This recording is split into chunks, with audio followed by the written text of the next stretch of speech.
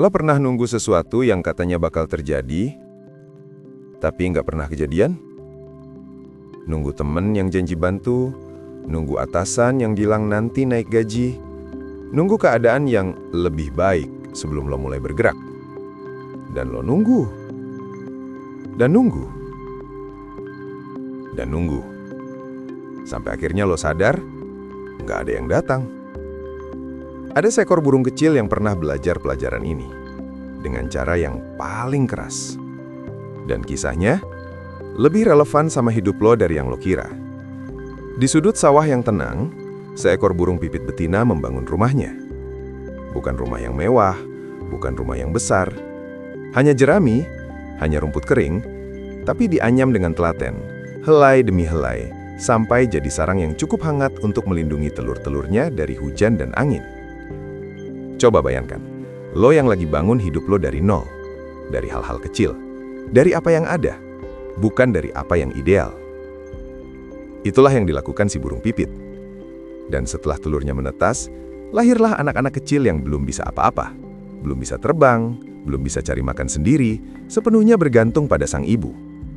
Setiap pagi, sang ibu terbang jauh, menyisir sawah, masuk ke tepi hutan, mencari serangga satu persatu, kembali menyuapi, terbang lagi. Begitu setiap hari, tanpa libur, tanpa mengeluh. Suatu sore, sang ibu pulang seperti biasa. Tapi anak-anaknya tidak menyambutnya dengan ceria. Mereka bergerombol, gelisah, mata mereka lebar penuh ketakutan. "Bu, tadi ada petani datang. Katanya besok padi ini mau dipanen. Sarang kita bakal hancur. Kita belum bisa terbang, Bu." Sang ibu mendengarkan. Tenang.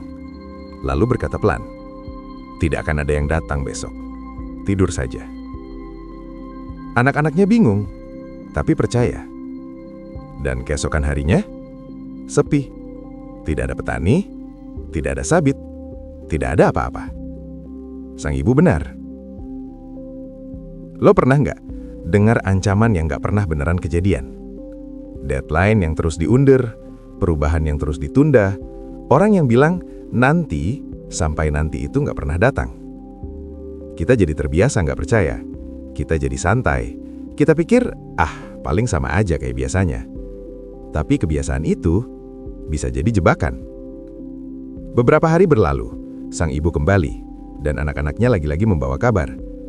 "Bu, tadi petani itu datang lagi. Katanya besok ia akan minta tolong buruh tani untuk memanen padi ini." Sang ibu kembali tersenyum. Tenang seperti sebelumnya. Tidak akan ada yang datang besok. Tidur saja. Dan lagi, keesokan harinya, sawah itu tetap sunyi. Anak-anak burung mulai terbiasa, mulai santai, mulai berpikir bahwa ancaman itu hanya omong kosong. Hari-hari berikutnya berjalan normal.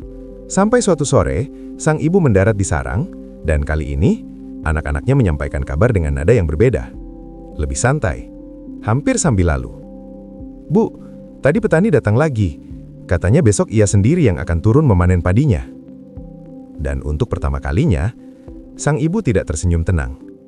Wajahnya berubah. Matanya serius. "Kita harus pergi malam ini." Anak-anaknya kaget. "Loh, Bu, kenapa kali ini percaya? Kan biasanya nggak ada yang datang."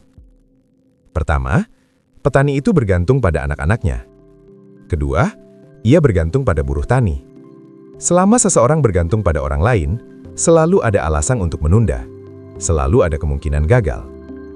Tapi ketika ia memutuskan untuk turun tangan sendiri, tidak ada lagi alasan, tidak ada lagi penundaan. Besok, ia pasti datang. Malam itu juga mereka meninggalkan sarang. Dan keesokan harinya, tepat seperti yang dikatakan sang ibu, petani itu datang, memanen padinya, dan sarang itu pun lenyap. Tapi keluarga kecil itu sudah jauh, selamat. Karena sang ibu tahu satu hal yang sering kita lupakan.